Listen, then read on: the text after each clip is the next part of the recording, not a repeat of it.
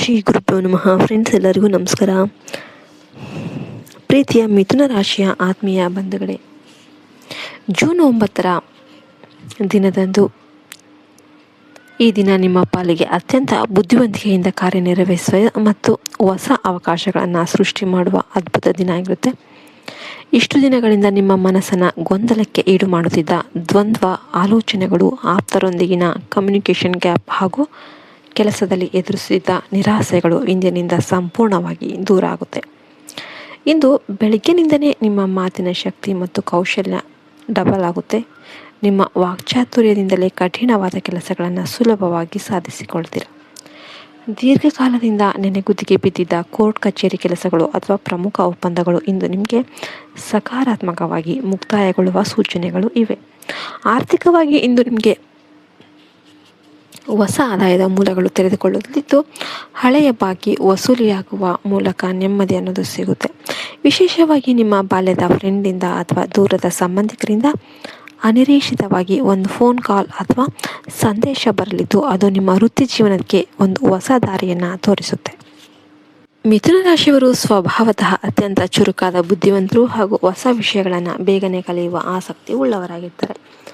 ಇಂದು ನಿಮ್ಮ ಈ ಕೌಶಲ್ಯಕ್ಕೆ ತಕ್ಕಂತೆ ಕಚೇರಿಯಲ್ಲಿ ಮತ್ತು ಸಮಾಜದಲ್ಲಿ ನಿಮ್ಮ ಗೌರವ ಅನ್ನೋದು ಹೆಚ್ಚಾಗುತ್ತೆ. ಉದ್ಯೋಗ ರಂಗದಲ್ಲಿ ಇರುವವರಿಗೆ, ವಿಶೇಷವಾಗಿ ಮಾಹಿತಿ ತಂತ್ರಜ್ಞಾನ, ಮಾಧ್ಯಮ, ಕಮ್ಯುನಿಕೇಷನ್, ಬರವಣಿಗೆ, ಶಿಕ್ಷಣ ಮತ್ತು ಸೋಷಿಯಲ್ ಮೀಡಿಯಾ ರಂಗದಲ್ಲಿ ಇರುವವರಿಗೆ ಇಂದು ಅತ್ಯಂತ ವಿಶೇಷವಾದ ದಿನವಾಗಿದ್ದು, ನಿಮ್ಮ ಕ್ರಿಯೇಟಿವಿಟಿಗೆ ದೊಡ್ಡ ಮಟ್ಟದ ಪ್ರಶಂಸೆ ಹಾಗೂ ಹೊಸ ಪ್ರಾಜೆಕ್ಟ್ಗಳು ಲಭಿಸುತ್ತೆ. ವ್ಯಾಪಾರ ರಂಗದಲ್ಲಿರೋರಿಗೆ ಹೊಸ ಗ್ರಾಹಕರು ಸಿಗಲಿದ್ದು, ನಿಮ್ಮ ವ್ಯವಹಾರ ಚತುರತೆಯಿಂದ ಉತ್ತಮ ಲಾಭಾಂಶವನ್ನು ಪಡಿತೀರ. ಆದರೆ ಯಾವುದೇ ಹೊಸ ಒಪ್ಪಂದಗಳಿಗೆ ಸಹಿ ಮಾಡುವ ಮುನ್ನ ಕಾಗದ ಪತ್ರಗಳನ್ನು ಸರಿಯಾಗಿ ಓದೋದು ಒಳ್ಳೆಯದು.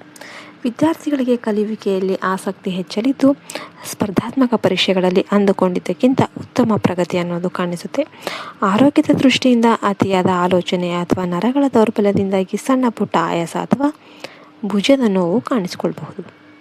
ಆದ್ದರಿಂದ ಯೋಗ ಅಥವಾ ಪ್ರಾಣಾಯಾಮಕ್ಕೆ ಸ್ವಲ್ಪ ಸಮಯ ಮೀಸಲಿಡಿ ಮತ್ತು ಪ್ರಶಾಂತವಾಗಿ ಇರಿ. ನಿಮ್ಮ ರಾಶಿಗೆ ಬುದ್ಧಿ ಮತ್ತು ಜ್ಞಾನದ ಕಾರಕನಾದ ಬುಧ ಗ್ರಹ ಅಧಿಪತಿಯಾಗಿದ್ದು, ಮೃಗಶಿರ 3ನೇ ಪಾದ, 4ನೇ ಪಾದ, 3, 4ನೇ ಪಾದ ಮತ್ತು ಆರಿದ್ರ್ಯ ಮತ್ತು ಪುನರ್ವಸು ನಕ್ಷತ್ರದ 1, 2, 3ನೇ ಪಾದಗಳ ಪ್ರಭಾವದಿಂದಾಗಿ ನಿಮ್ಮಲ್ಲಿ ಹೊಸ ಯೋಜನೆಗಳನ್ನು ರೂಪಿಸುವ ತವಕ ಅನ್ನೋದು ಹೆಚ್ಚಿರುತ್ತೆ. ಇಂದು ನಿಮಗೆ ಹಸಿರು, ತಿಳಿ, ಹಳದಿ ಮತ್ತು ಬಿಳಿ ಬಣ್ಣಗಳು ಅತ್ಯಂತ ಅದೃಷ್ಟ ತರಲಿದ್ದು, 5, 14 ಮತ್ತು 23 ಸಂಖ್ಯೆಗಳು ಶುಭ ಸೂಚನೆಗಳನ್ನು ತೋರಿಸುತ್ತೆ. ಇಂದು ಉತ್ತರ ಅಥವಾ ಪಶ್ಚಿಮ ದಿಸೆಯ ಪ್ರಯಾಣಗಳು ನಿಮಗೆ ಸಕಲ ಕಾರ್ಯಸಿದ್ಧಿಯನ್ನು ತಂದುಕೊಡುತ್ತೆ. ನಿಮ್ಮ ಮೇಲಿರುವ ನರದೃಷ್ಟಿ, ನೆಗೆಟಿವ್ ಎನರ್ಜಿ ಮತ್ತು ಮಾನಸಿಕ ಗೊಂದಲಗಳನ್ನು ನಿವಾರಿಸಿಕೊಂಡು ಬುಧ ಮತ್ತು ಶಿವನ ಕೃಪೆ ಪಡೆಯೋದಕ್ಕೆ ಇಂದು ಸಂಜೆ ಈ ರಹಸ್ಯ ಪರಿಹಾರಗಳನ್ನು ನೀವು ತಪ್ಪದೆ ಮಾಡಿ. ಒಂದು ನಿಂಬೆಹಣ್ಣನ್ನು ತೆಗೆದುಕೊಂಡು ಅದಕ್ಕೆ ಪೂರ್ಣವಾಗಿ ಕುಂಕುಮ ಮತ್ತು ಸ್ವಲ್ಪ ಕರ್ಪೂರದ ಪುಡಿಯನ್ನು ಹಚ್ಚಿ ನಿಮ್ಮ ತಲೆಯ ಸುತ್ತ 3 ಬಾರಿ ದೃಷ್ಟಿ ತೆಗೆದು ಮನೆಯಿಂದ ದೂರದಲ್ಲಿರುವ ನಿರ್ಜನ ಪ್ರದೇಶದಲ್ಲಿ ಹಾಕಿಬಿಡಿ. ಇದರಿಂದ ನರದೃಷ್ಟಿ ಮತ್ತು ಮಾನಸಿಕ ಕಿರಿಕಿರಿಗಳು ತಕ್ಷಣವೇ ನಿವಾರಣೆ ಆಗುತ್ತೆ. ಇಂದು ಸೋಮವಾರ ಆಗಿರೋದ್ರಿಂದ ಶಿವನಿಗೆ ಬಿಲ್ವ ಪತ್ರೆ ಅರ್ಪಿಸಿ ಮತ್ತು ಮನೆಯಲ್ಲೇ ಓಂ ನಮಃ ಶಿವಾಯ ಮಂತ್ರವನ್ನು 11 ಬಾರಿ ಪಠಿಸಿ, ತುಪ್ಪದ ದೀಪ ಹಚ್ಚಿ, ಹಾಗೆಯೇ ಸಾಯಂಕಾಲದ ವೇಳೆ ಮನೆಯ ಹೊಸ್ತಿಲಿಗೆ ಕಲ್ಲುಪ್ಪು ಮತ್ತು ಗಂಗಾಜಲ ಬೆರೆಸಿದ ನೀರನ್ನು ಚಿಮುಕಿಸೋದ್ರಿಂದ ನಕಾರಾತ್ಮಕ ಶಕ್ತಿ ಆದಷ್ಟು ಕಡಿಮೆ ಆಗುತ್ತೆ.